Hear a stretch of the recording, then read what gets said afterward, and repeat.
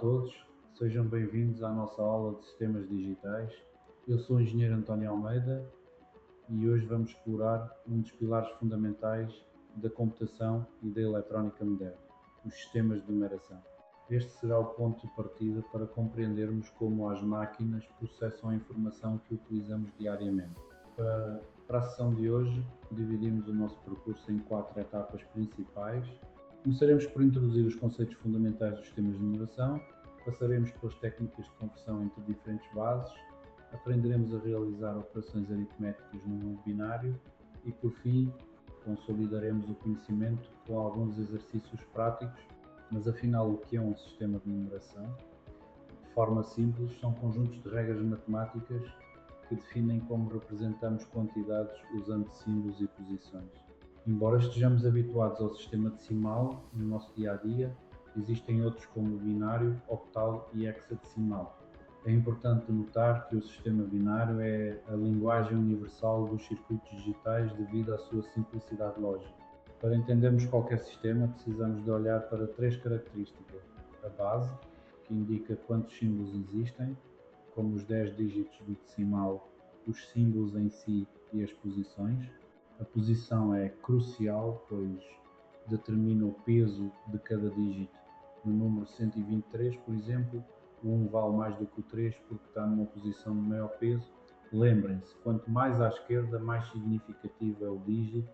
Nesta tabela, podemos ver uma comparação direta entre os primeiros números nos sistemas mais comuns. Observem como a mesma quantidade é representada de formas diferentes conforme a base.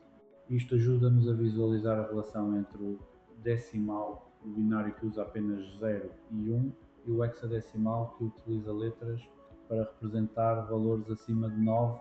A lógica por trás de todos estes sistemas reside nos pesos das suas colunas, independentemente da base, seja ela 10, 2, 8 ou 16. Cada posição à esquerda representa uma potência crescente dessa base. Compreender esta estrutura de potências é o segredo para dominar as conversões que veremos adiante. Vamos detalhar o sistema decimal. A nossa base 10, ele usa os algarismos de 0 a 9 e cada posição tem um peso baseado em potências de 10.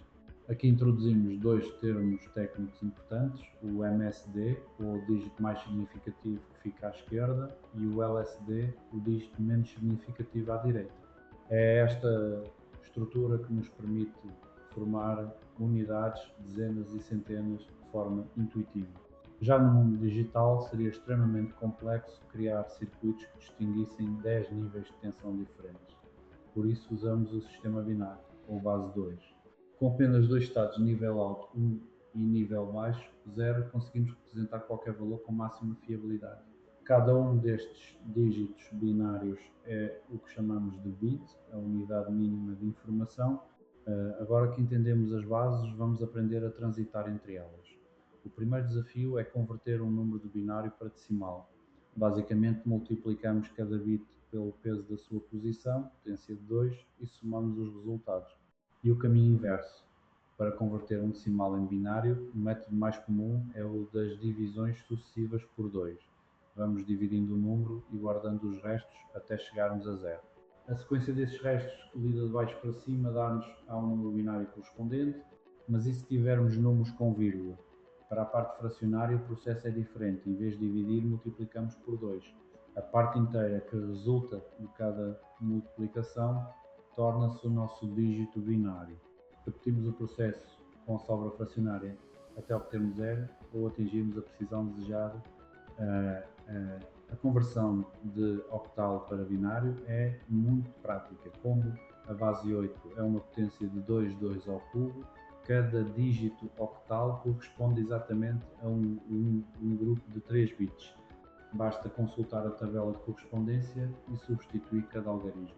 No exemplo do slide, o número 357 em octal transforma-se rapidamente numa sequência de bits apenas por substituição direta. Seguindo a mesma lógica, a conversão de hexadecimal para binário é igualmente simples, mas desta vez usamos grupos de 4 bits, já que 16 é 2 elevado a 4. É um método rápido e muito utilizado em programação de baixo nível para simplificar a leitura de longas sequências binárias. Entramos agora nas operações binárias. Tal como na matemática tradicional, podemos somar, subtrair e multiplicar bits. Estas operações são o coração do processamento de dados e do controle de circuitos eletrónicos, sendo a base de toda a lógica booleana que faz os computadores funcionar. A adição binária segue regras simples, quase iguais à decimal. A grande diferença é que 1 mais 1 não é 2, mas sim 10 em binário, ou seja, o resultado é 0, e temos um transporte, o famoso vai 1, para a coluna seguinte. Como podem ver no exemplo, somar 13 com 4 em binário resulta corretamente em 17 no sistema decimal. Na subtração binária, o conceito-chave é o empréstimo. Quando precisamos de subtrair 1 de 0, pedimos emprestado à coluna da esquerda. É o mesmo princípio que usamos quando subtraímos números decimais, apenas operando com uma base muito mais reduzida.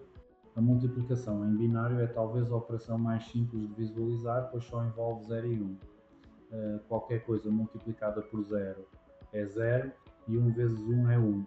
Quando temos múltiplos dígitos, fazemos as multiplicações parciais e depois somamos tudo, tal como aprendemos na escola primária com o sistema decimal.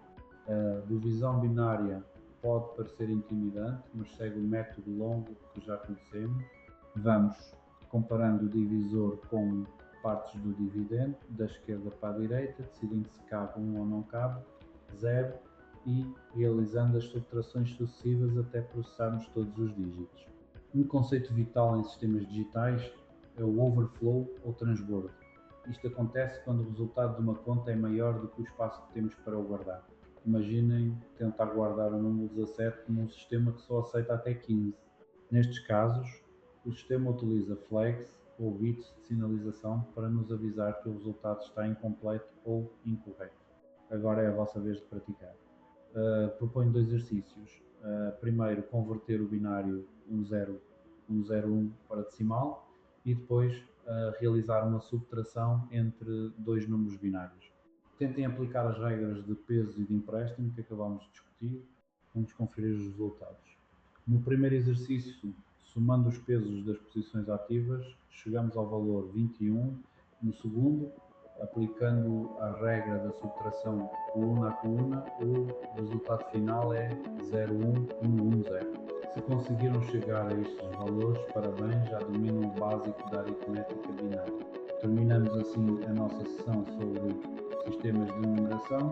Espero que a lógica por trás dos zeros e uns esteja agora mais clara. Se tiverem alguma dúvida, estou à vossa disposição através do e-mail ou telefone indicado no ecrã.